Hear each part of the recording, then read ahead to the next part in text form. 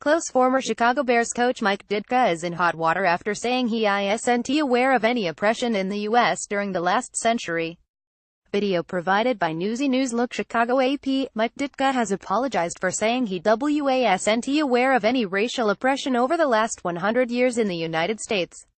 The famed Chicago Bears coach came under fire for making the comments during a radio interview on Monday about NFL players kneeling during the national anthem. He issued an apology Tuesday night, saying he was talking about professional football and not society as a whole. "I want to clarify statements that I made in an interview with Jim Gray last night," the Hall of Fame tight end and Super Bowl winning coach said in a statement to WGN-TV in Chicago.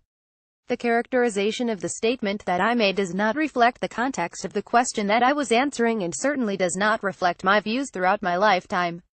I have absolutely seen oppression in society in the last 100 years and I am completely intolerant of any discrimination."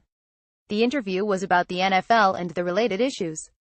"That's where my head was at.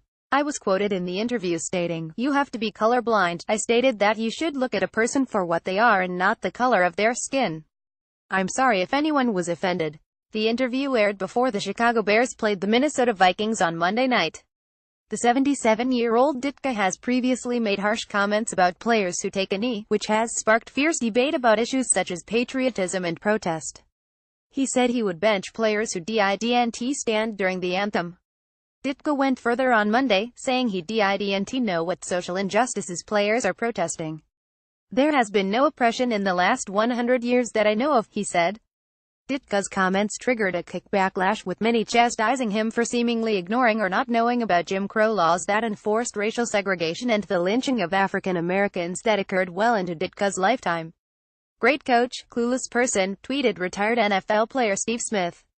Even in Chicago, where Ditka is revered, the reaction was critical and incredulous. "It's so ridiculous, it's hard to have a conversation about it," Carmen DeFalco, an ESPN radio host in Chicago, told Chicago television station WLS-TV. "I don't know how you could grow up in this country, especially when he did, and be completely unaware of something as significant as the civil rights movement of the 1960s. Copyright 2017 The Associated Press. All rights reserved. This material may not be published, broadcast, rewritten or redistributed.